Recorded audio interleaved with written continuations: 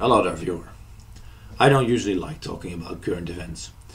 Why? I think because you're always going to be working with incomplete information and incomplete data when you talk about things that are still ongoing. If you make any predictions, you're going to get some things wrong inevitably. So in my opinion, it's usually better to do a retrospective analysis after things are done, and then you can really draw conclusions. So I didn't really want to get drawn into this American election stuff. But it surprised me how things developed. I kind of expected that this would have been done 2 weeks ago and we would have moved on and be talking about other things regardless who would have won. But it's really dragging out into something. And what I find interesting is sort of the narrative that Trump's putting forward reminds me of the Dolchstosslegende, stab in the back myth. And the stab in the back myth, you probably know it, but I'll reiterate it, just in case you don't, was the narrative by German nationalists in the Weimar period after the First World War, that the German army was never defeated in the field. In fact, they were on the verge of victory, and then they were stabbed in the back by communists, liberals, socialists, etc. Now, it's not a complete fabrication. There were massive strikes in the munitions factories organized by the USPD and the SPD, which disrupted ammunition and weapon flow towards the front during crucial moments during the spring offensives, which was the last moment Germany could have maybe knocked France out of the war.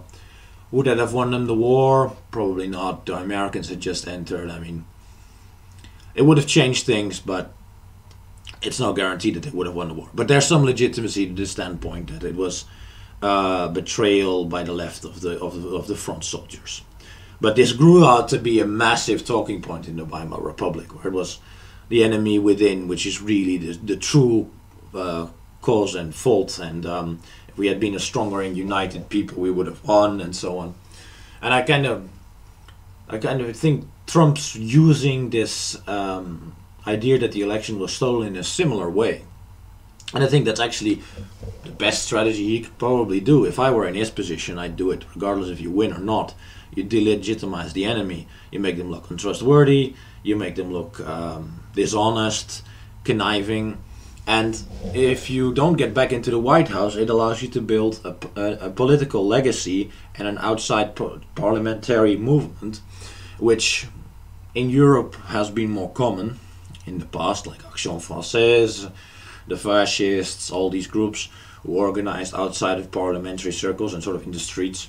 Communists did this as well, but America hasn't really had these sort of street movements much, so it'd be interesting to see how that develops. All in all, it doesn't even really matter whether it's true what he says. I think American elections are pretty incompetently organized from what I can see.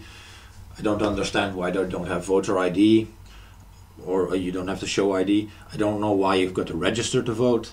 I think there's all kinds of weird, old-fashioned, outdated things in the United States with how they organize their elections. In the Netherlands, it's pretty simple. If you're of legal age and you're a legal resident, you get sent a ballot in the mail. Your name is on it, polling stations on it. You go there, you've got a list with your name, you've got to show your ID. It's all registered on paper and digitally. And no one really thinks there's any rigging in Dutch elections. And I'm not saying that the American elections are necessarily rigged, but it does seem a lot opener to being messed with. But that doesn't really matter if it happened or not, because the narrative, creating a narrative is the important thing. Sufficient people will believe that it was rigged for it to become a big political talking point, which like it was in the Weimar Republic. The Dolchstosslegende was not entirely true, but it was true enough for a lot of people to believe it. It was a strong enough rhetorical point for a lot of people to believe it, and it was one of the things that really propagated the popularity of nationalists.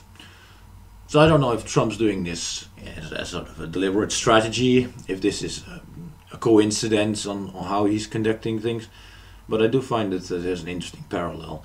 And I wonder if the American right's going to be building institutions outside of, outside of parliament, so what parliamentary politics, rather than just having politicians. You have trade unions, you've got student groups, you've got activist movements.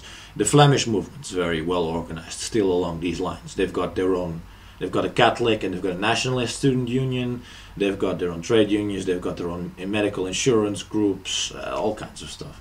And this is all sort of biosphere organized around several political parties. But it's not. There's outside of parliamentary. There's a lot of activism as well. And if the Americans start doing that, I think that'd be a game changer, because the left has historically done it much more than the right, except for certain periods in the 30s, and more marginal nationalist groups here and there. So I think it's an interesting strategy, and I do find these parallels quite interesting. And it, as I say, it doesn't really matter if he gets back into the White House, because he can create it into a political legacy.